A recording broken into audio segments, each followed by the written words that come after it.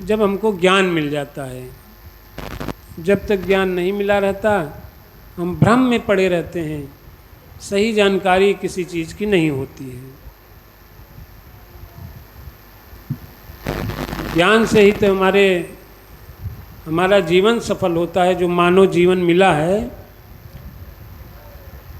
तो अगर ज्ञान नहीं मिला तो सारा संसार देख रहा है, ना ईश्वर का पता है, न अपने आप का पता है, सब माया में भ्रमित हैं और जो जिसकी मर्जी आ रहा है कर रहा है। कोई ओझाई बैदाई, कोई डॉक्टरी, कोई देवी देवता, पूजा पाठ, व्रत नियम, इसी सब में लगे हुए हैं।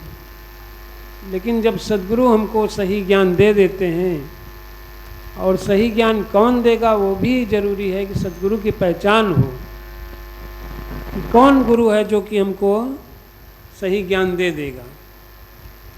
ऐसे तो गुरु बहुत है संसार में कि भगवान के बारे में, भगवान का नाम बता देंगे, कान में सुना देते हैं दो अक्षर, उसी को कहते हैं रटिए राम राम, माला फेरिए, गिनते रहिए कितनी बार हम राम राम कहे हैं। लेकिन ये सही तरीका नहीं है। ज्ञान लीजिए तो ज्ञान किससे लें? जो गुरु जानता हो। जो जानेगा वही तो बताएगा, वही तो जनाएगा। जिसको पता ही नहीं भगवान का, तो कैसे भगवान को बता सकता है, कैसे दिखा सकता है, कैसे जानकारी करा सकता है? तो इसलिए गुरु को खोजिए। भगवान को संसार ढूंढ रहा है लेकिन नहीं मिल रहा है, नहीं पा रहा है। तो गुरु, संसार को अगर भगवान को ढूंढना है तो गुरु को ढूंढिए पहले। संसार में गुरु ढूंढिए कि कौन ऐसा है जो बता देगा भगवान को। तो जब गुरु मिल जाएगा, और गुरु कहाँ मिलेगा? ऐसे ही ढूंढते रहिए तो पहचान में नहीं आएगा। सत्संग करिए, सत्संग में पहचान होगी गुरु कौन है। सत्संग बहुत बड़ी चीज़ है। यहाँ तक कि शुरुआत भी सत्संग है और आखिर भी सत्संग है। शुरुआत की सत्संग यहीं से हम सीखने लगते हैं, भक्ति क्या है, ध्यान क्या है, ज्ञान क्या है।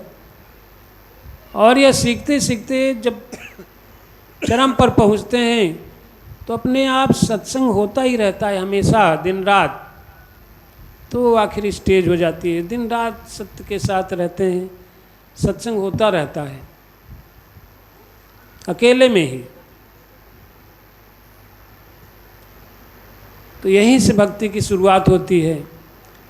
और भक्ति को भी लोग नहीं जानते, भक्ति है क्या चीज़। भक्ति को समझते हैं हम तिलक उलक लगा लें, गंगा नहा लें, माला पहन लें और हनुमान चालीसा पढ़ लें सुबह, इसी तरह के और चीज़ें कर लें तो बड़े भक्त हैं। ऐसा नहीं है। भक्ति को रामायण में बड़ा बढ़िया बताया है। 9 सीढ़ी बताई है, 9 स्टेप बताया है। 9 तरह से भक्ति की जाती है और एक दूसरा एक क्रम से ऊंचे स्तर तक पहुंचाते जाते हैं। इसे पहली सीढ़ी बताया है कि सत्संग। प्रथम भगति संतन कर संगा। पहली भक्ति की शुरुआत क्या है? संतों के साथ में रहें। जो संत हैं, जो महात्मा हैं, जो महापुरुष हैं, ज्ञानवान हैं, उनका साथ करें, उनके संग में रहें। ये शुरुआत है भक्ति की। दूसर रति मम कथा प्रसंगा। उसके बाद दूसरी स्टेज आती है कि संतों के साथ में रहेंगे तो भगवान के बारे में बताएंगे, उनकी कथा, उनके प्रसंग तमाम, क्या क्या करते हैं, भगवान कहाँ रहते हैं, ये सारी चीज़ें बताएंगे। गुरु पद पंकज सेवा तीसर भक्ति अमान। वो कहते हैं तीसरी स्टेज क्या है? गुरु के पद की सेवा। गुरु मतलब गुरु का सम्मान करें। सेवा का मतलब यही नहीं कि उनके पैर दबाएं, तेल मालिश करें, ये सब नहीं, बल्कि उनके वचनों को पालन करें। गुरु पद पंकज सेवा। पद, एक पद माने पैर ही नहीं होता है, पद माने एक लेवल, स्टेज होता है। उस स्तर तक जो पहुंचा है, जो गुरु पहुंचा है, उस पद की सम्मान करें, उसका आदर करें, उसकी बात को माने, तब तो हमारे अंदर धंसेगा कुछ। तो गुरु पद पंकज सेवा, तीसर भक्ति अमान, चौथी भजन मम गुण गण करई तपट कपट तज गान। चौथी स्टेज क्या है? भगवान के गुणों का बखान करे, और कैसे करे? कपट छोड़ के,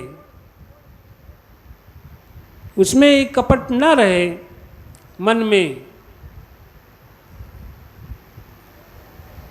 छल कपट से दूर हो जाए मन, कि हम जो है भगवान की चर्चा तो कर रहे हैं, रामायण की चौपाई पढ़ रहे हैं दिन रात, श्लोक गीता के बता रहे हैं, मन में दूसरी बात रहती है, तमाम प्रकार के छल कपट करते रहते हैं लोगों के साथ में। तो वो छल कपट ना हो मन में, मन निर्मल हो, साफ हो। निर्मल मन जन सो मोहि पावा, मोहि कपट छल छिद्र न भावा। मन में कुछ रहे, मुंह से बात कुछ कहे, कर्म कुछ दूसरा रहे, तो ये छल कपट है। तीनों में एक जैसा रहे तो चौथी भजन मम गुण गण करई कपट तज गान। भगवान क्या क्या करता है, इसके अंदर कितनी कलाएं भरी हैं, सारा संसार बना दिया है,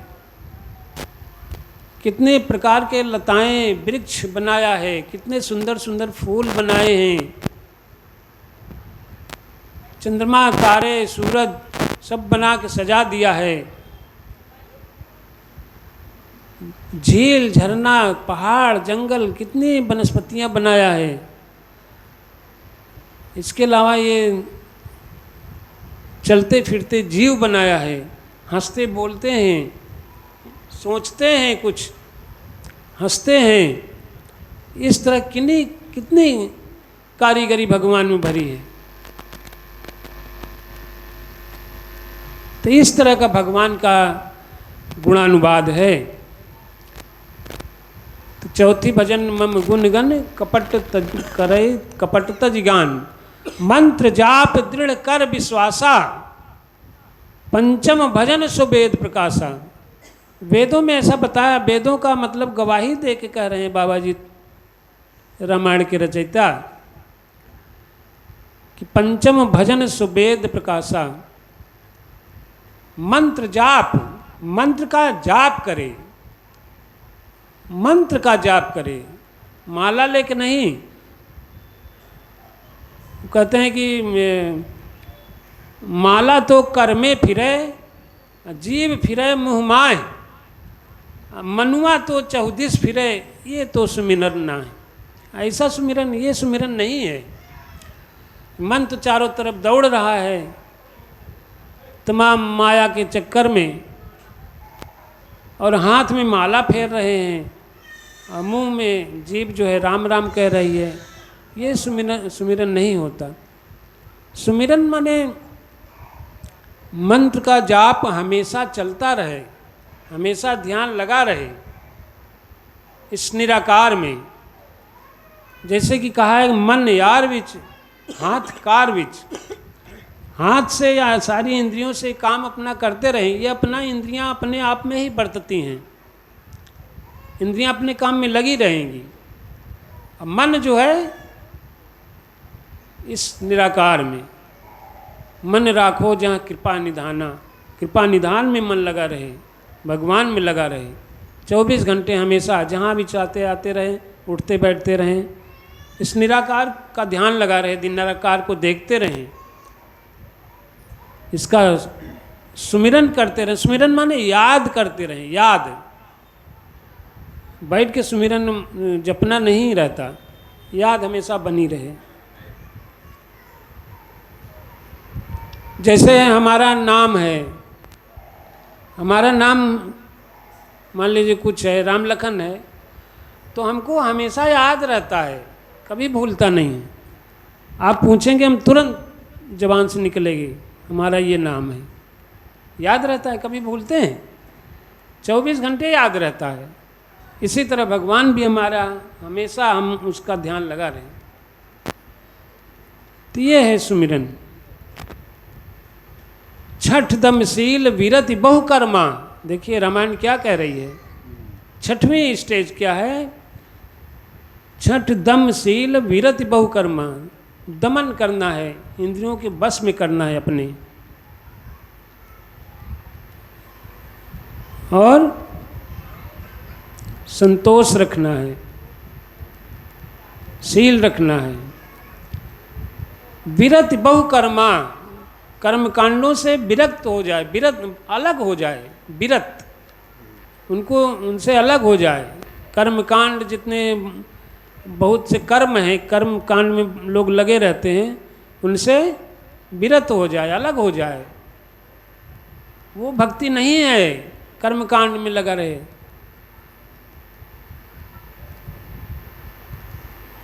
माला, पूजा, मंदिर, गंगा जल, ये सब कर्मकांड हैं। एक तरह के हम समझ लीजिए हमारी भारतीय संस्कृति है,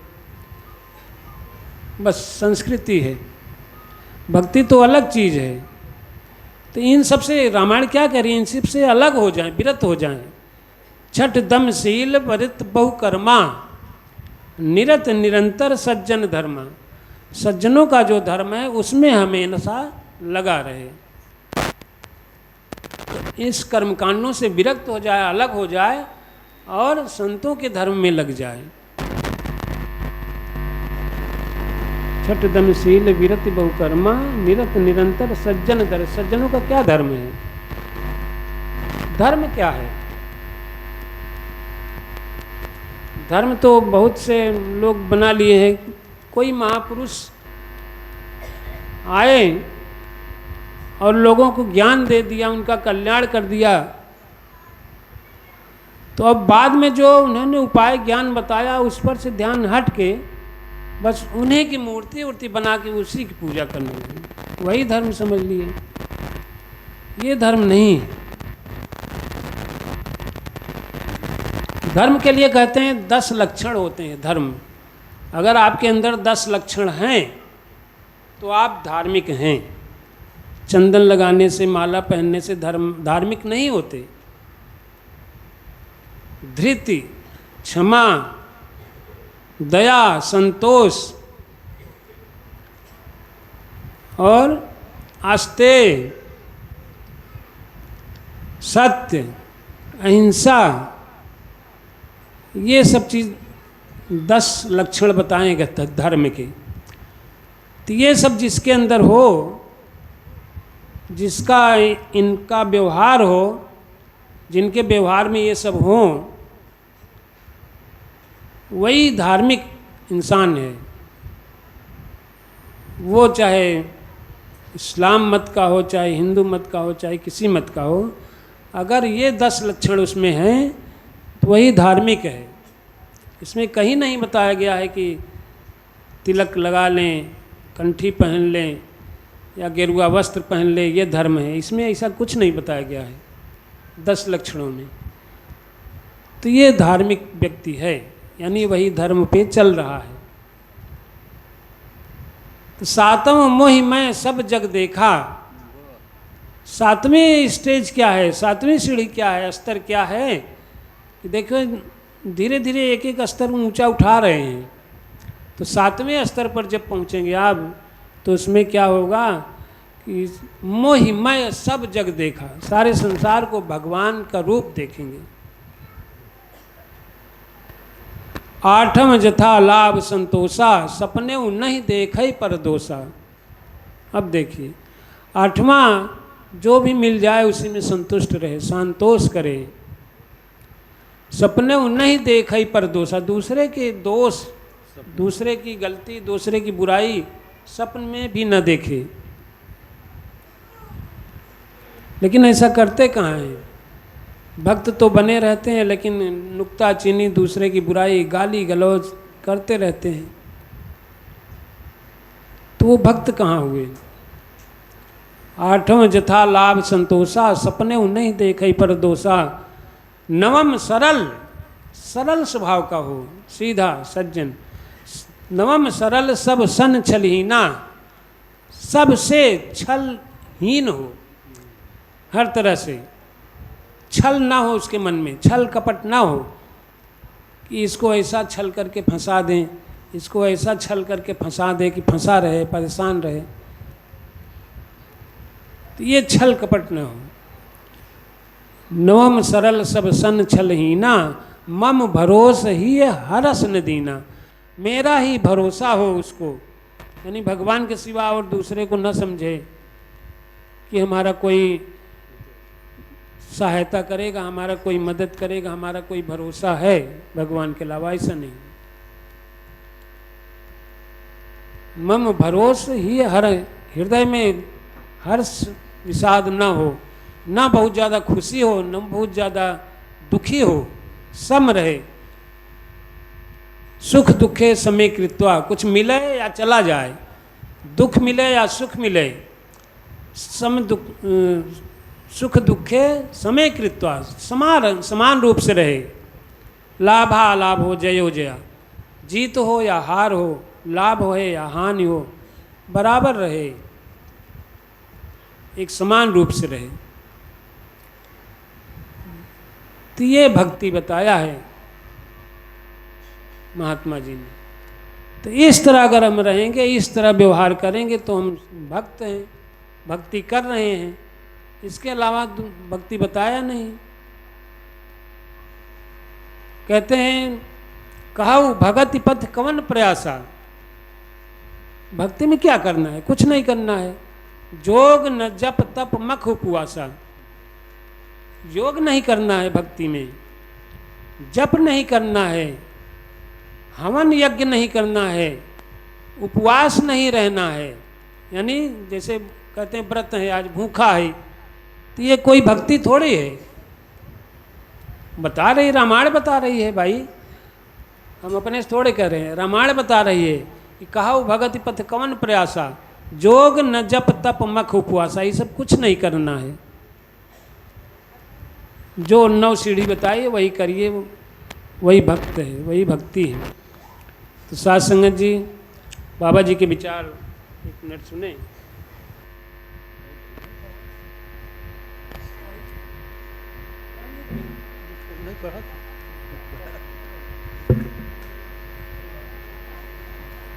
सो संत जनों, अगर मनमुख गुरबाणी के कहने के अनुसार चलेगा तो उसका जन्म मरण खत्म हो सकता है, और नहीं खाली इस पढ़ना गुड़ना झूठा और गपाष्टके हैं, ये सिर्फ पढ़ने को ही समझता है कि मैं ज्ञानी हूँ और ठीक पाठ करता हूँ। ये मूर्ख खाली अपने हमजोलियों के अंदर बैठकर गप्पे लगाता रहता है। वही चीज़ बाबा जी कह रहे हैं, मनमुख जो हैं, जिनको नहीं ज्ञान है, नहीं मालूम है, वो यही समझते हैं कि हम किताबें खूब पढ़ लिए, वेद पढ़ लिए, गीता पढ़ लिए, बड़े विद्वान हो गए, अपने को वही बड़ा भारी ज्ञानी समझता है। लेकिन वो तो शब्दों का ज्ञान है, ब्रह्म का ज्ञान थोड़ी है, शब्दों का ज्ञान है। हम श्लोक याद कर लिए, उसका अर्थ खूब बढ़िया व्याख्यान कर देते हैं, रामायण की चौपाई याद कर लिए, उसकी बढ़िया व्याख्या कर देते हैं, तो वो ज्ञान नहीं, हो तो किताबी विद्वता है, शब्दों का ज्ञान है। लेकिन भगवान का ज्ञान तो जो उसमें लिखा है वो समझ में आ जाए तब तो होता है भगवान। और लिखा सही है, किसी विद्वान ने लिखा है, किसी ज्ञानी ने लिखा है, जिसको ये ज्ञान था उसने लिखा है। हमारे पास तो वो ज्ञान है नहीं, तो इसीलिए वो समझ में नहीं आता।